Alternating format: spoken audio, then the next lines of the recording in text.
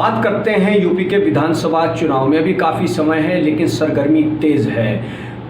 एक TV channel के कार्यक्रम में एमआईएम चीफ असदुद्दीन ओवैसी से सवाल जवाब किए जा रहे थे। ओवैसी से एक सवाल किया गया, उसके जवाब में ओवैसी ने ये कहा कि मैं मायावती को सलाम करता हूँ, मैं सलाम करता हूँ मायावती और काशीराम को कि जिन्होंने बीएसपी को खड़ा किया और अपने समाज के लिए इतना काम किया। अखिलेश यादव पर एमआईएम चीफ असदुद्दीन ओवैसी जमकर बरसे और उन्होंने कहा कि जब चुनाव होता है तो अखिलेश यादव मुसलमानों से वोट मांगते हैं, लेकिन चुनाव जीतने के बाद वो मुसलमान को भूल जाते हैं और उनको सिर्फ यादव याद रहते हैं।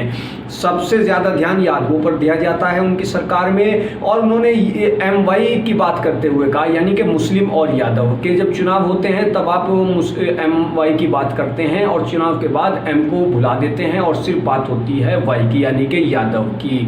और उन्होंने कई बातें ऐसी कही कि अखिलेश यादव मुसलमानों को किस तरह से सरकार में नज़रअंदाज करते हैं।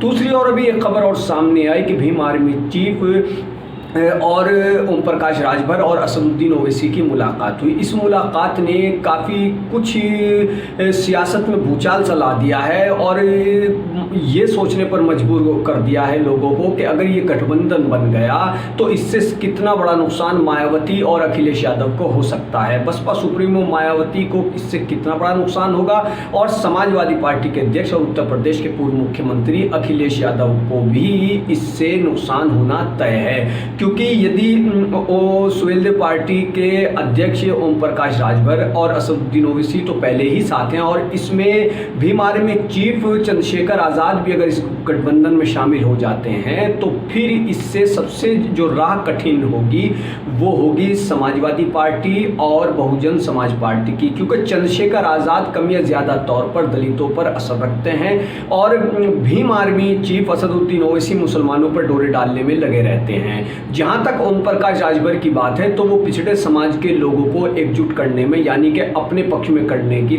में जुटे हुए हैं कि किसी तरह से यूपी विधानसभा चुनाव 2022 में उनका वोट उनको मिल जाए।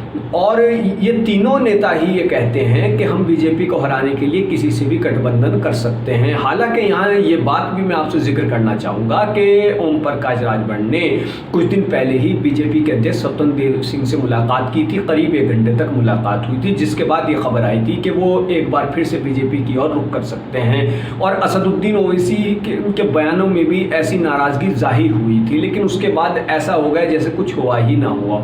शायद उनकी बात बीजेपी के नेताओं से बनी नहीं। बहरहाल ये सियासत है, कुछ भी हो सकता है। असदुद्दीन ओवैसी मायावती की तारीफ कर रहे हैं, उनको सलाम कर रहे हैं, तो इसके सियासी मायने आने वाले दिनों में क्या नज़र आएंगे, इस पर सभी की निगाहें बनी हुई हैं।